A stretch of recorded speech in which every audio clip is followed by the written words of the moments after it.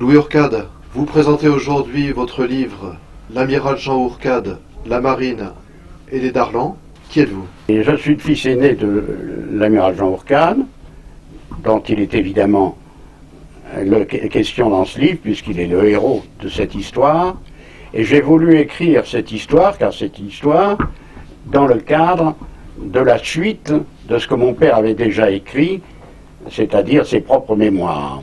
Ce livre contribue à rétablir la vérité historique, Oui, notamment grâce à l'influence d'un professeur comme George Melton. Melton a fait une préface dans laquelle il fait ressortir cette anomalie, ce qu'il considère lui comme une anomalie, et qui est une anomalie profonde, et qui explique le malentendu actuel qu'il y a à propos de la résistance, par exemple.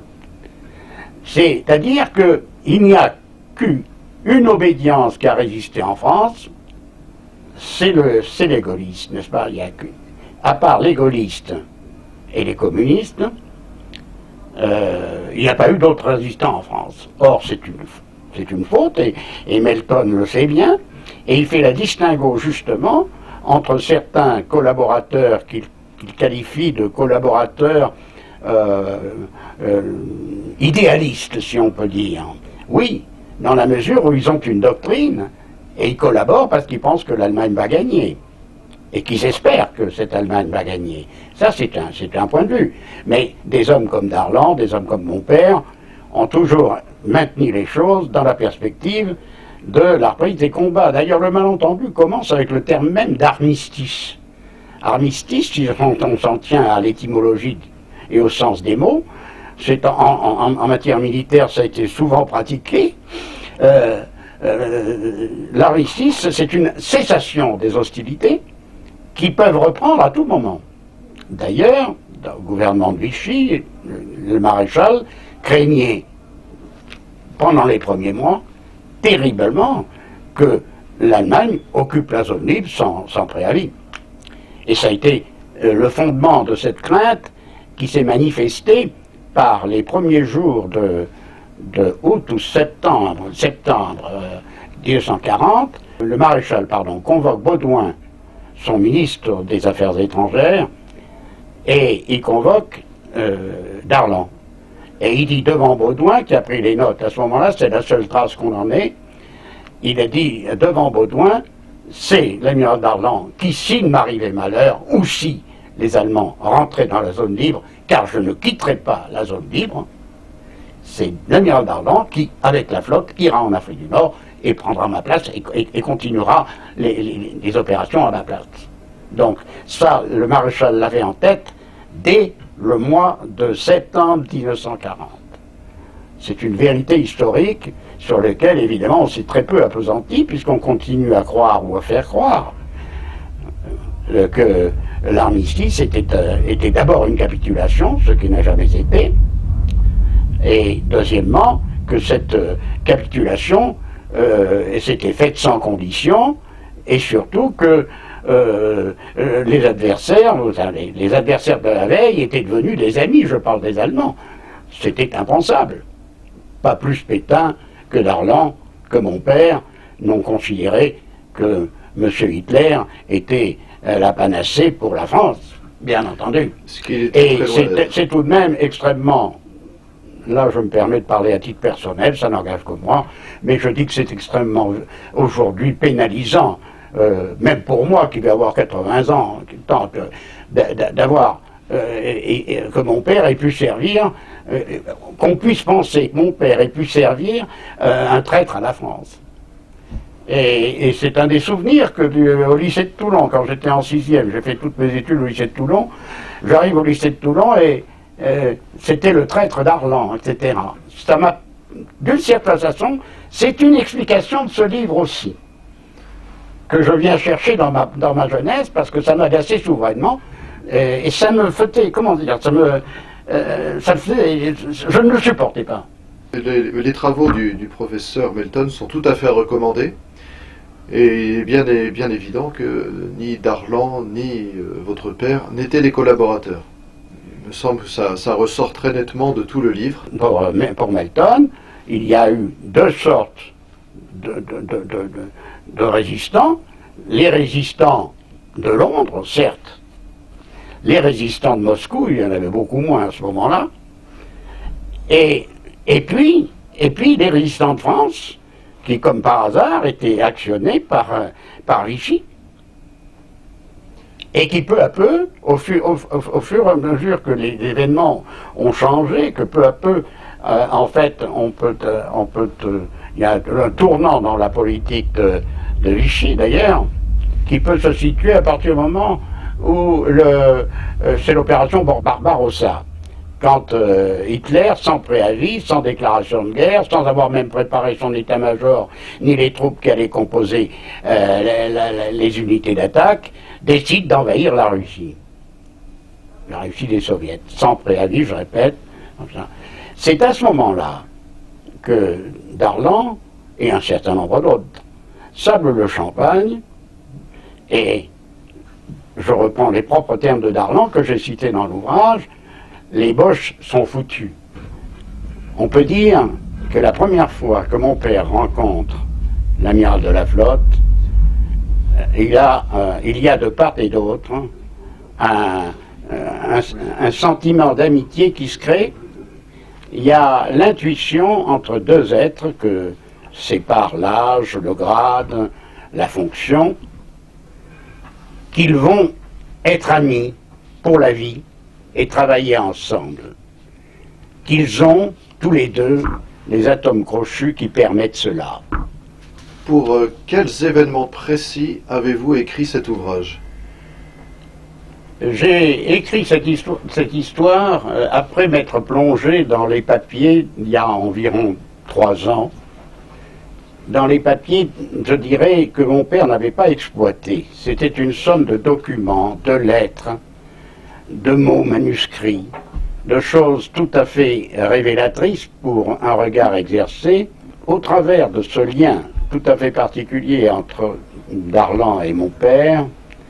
Je pense avoir vraiment être rentré dans le personnage de mon père et l'avoir évoqué sous tous ses aspects, à la fois l'aspect de l'officier, l'aspect de l'ami de l'amiral, l'aspect du disciple de l'amiral, et qui va donc jusqu'à la mort le défendre, et ensuite défendre la veuve et l'orphelin, et obtenir pour eux le maximum de ce qu'il peut estimer raisonnablement d'obtenir. Votre père s'interpose entre l'assassin de Darlan et Darlan lui-même.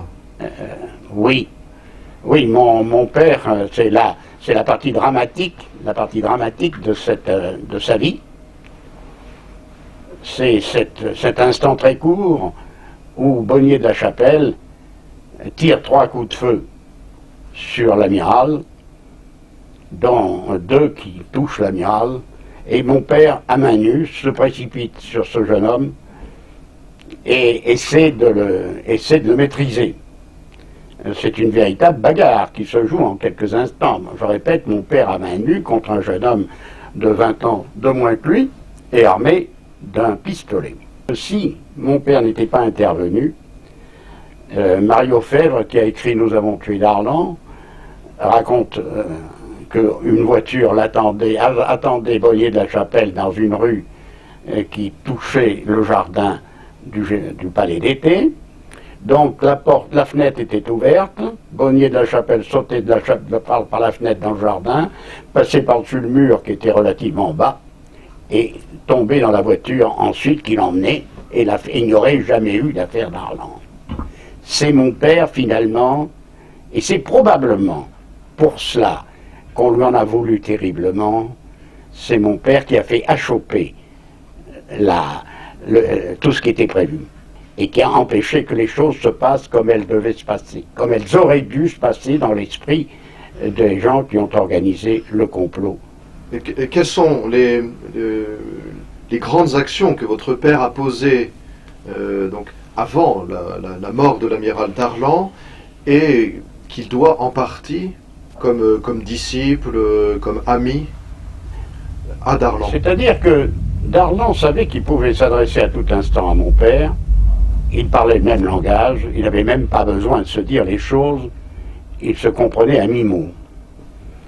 Il suffisait que Darlan donne à mon père une directive, et mon père exécutait les choses exactement dans l'esprit que voulait Darlan. Ainsi donc, quand il est en Afrique du Nord, au moment du débarquement, je parle de mon père, Darlan lui fait envoyer par Batté, qui était son chef de cabinet civil et militaire, l'amiral Batté, lui fait envoyer un télégramme à Oran en lui disant de rejoindre. C'était le 12 novembre 1942. Mon père rejoint Alger.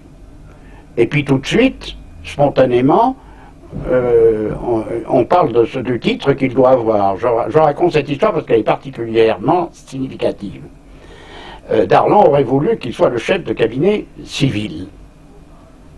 Et mon père lui dit carrément, amiral, vous savez, on nous reproche toujours de mettre des marins partout. C'est pas une bonne politique. C'est pas le choix. Si vous les exigez, bien sûr, mais je pense qu'il est plus sage de mettre un militaire de l'armée de terre. Bon, dit Darlan, mais alors qu'est-ce que je vais faire de toi? Et mon père lui dit, en rigolant, vous allez me prendre comme chef d'état-major particulier. Ça veut tout dire et ça veut rien dire. Parallèlement, mon père était pour des missions particulières du style, par exemple, Murphy, l'envoyé de Roosevelt, qui était à Alger. Murphy faisait évidemment le lien entre Darlan et Roosevelt. Et à un moment donné, les quelques jours qui ont précédé l'assassinat, mon père, de son côté, mais pas seulement, s'est ému de la présence de François d'Astier-Lavigerie, le général d'aviation, lorsque Darlan décide qu'il ne veut plus voir François d'Astier à Alger, il charge mon père d'aller trouver Murphy et de lui expliquer la situation telle qu'elle est. Et Murphy comprend et mon père revient avec la certitude, et ce sera vérifié, il partira quelques 48 heures plus tard, que le général François d'Astier-Lavigerie rentrera sur Londres. Mon père avait trouvé le commissaire de police d'Alger, celui qu'on appelait le préfet de police d'Alger à l'époque, M. Muscatelli, et avait de tels liens avec Muscatelli que un jour Muscatelli dit à mon père, il faudrait que je rencontre l'amiral, j'ai des choses à lui dire. Et mon père lui dit, enfin vous pouvez tout me dire, vous savez bien que je suis l'homme de confiance. C'est pas tout à fait pareil. Vous, c'est vous, lui, c'est lui. J'aimerais le voir. Oui, enfin, dit mon père, bien sûr, je peux vous organiser des rendez-vous. Et mon père avait fixé 3 rendez-vous qui successivement ont été annulés par l'amiral Batté à l'époque. Donc ça rejoint cette idée de l'affrontement entre Batté et mon père et du rôle important et de la façon de travailler tout à fait confiante que mon père avait avec Darlan. Donc malheureusement pour l'histoire, malheureusement pour Darlan, malheureusement pour mon père, ce rendez-vous n'a pas pu avoir lieu et du fait même, eh bien je répète, mon père a demandé à Darlan un commandement et Darlan lui a dit tu resteras avec moi au moins jusqu'à la fin d'année. Alors je remercie tout particulièrement la librairie de m'avoir permis de présenter mon livre aujourd'hui. Je suis extrêmement sensible et je vous en suis extrêmement reconnaissant. Merci. Et je suis également au passage très reconnaissant à Via Romana et à Benoît Manchon, qui, je répète, est pour moi devenu un ami. D'ailleurs, je me suis permis d'écrire un petit hommage en début de livre pour le remercier de cette collaboration au meilleur sens du terme cette fois-ci. Louis Orcade, merci et à très bientôt.